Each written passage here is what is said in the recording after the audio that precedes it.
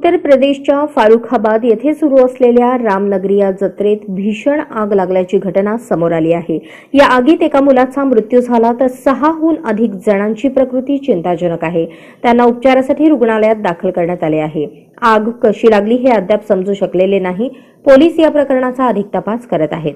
रामनगरी या जत्रेला लागलेल्या आगीत यात्रेकरूंच्या सुमारे 100 झोपड्या जळून खाक झाल्या। तसेच एका मुलाचा मृत्यू झाला असून 7 जणांची प्रकृती चिंताजनक आहे। 3 जणांना हायर सेंटर सैफई येथे रेफर करण्यात आले आहे।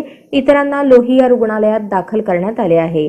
आगीनंतर झोपडीत ठेवलेल्या सिलेंडरचाही ब्लास्ट झाला। या आगीत एका 14 वर्षांच्या मुलाचा मृत्यू झाला।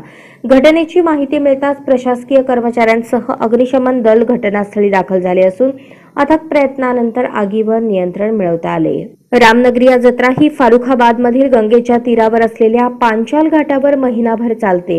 प्रयागराज आणि हरिद्वार नंतर फारुखाबादमध्ये गंगेच्या तीरावर अशा प्रकारची जत्रा आयोजित केली जाते। त्याला मिनी कुंभ असेही म्हणतात। या जत्रेत राज्यातील विविध जिल्ह्यातून लोक येत असतात। पोलीस अधीक्षक विकास कुमार यांनी दिलेल्या माहितीनुसार जत्रेत आग लागली होती। पोलीस वरिष्ठ अधिकारी आणि अग्निशमन दल घटनास्थळी पोहोचले। यानंतर आग आटोक्यात आणण्यात आली। या घटनेत 7 जण जखमी झाले आहेत। एका 14 वर्षाच्या मुलाचा मृत्यू झाला आहे।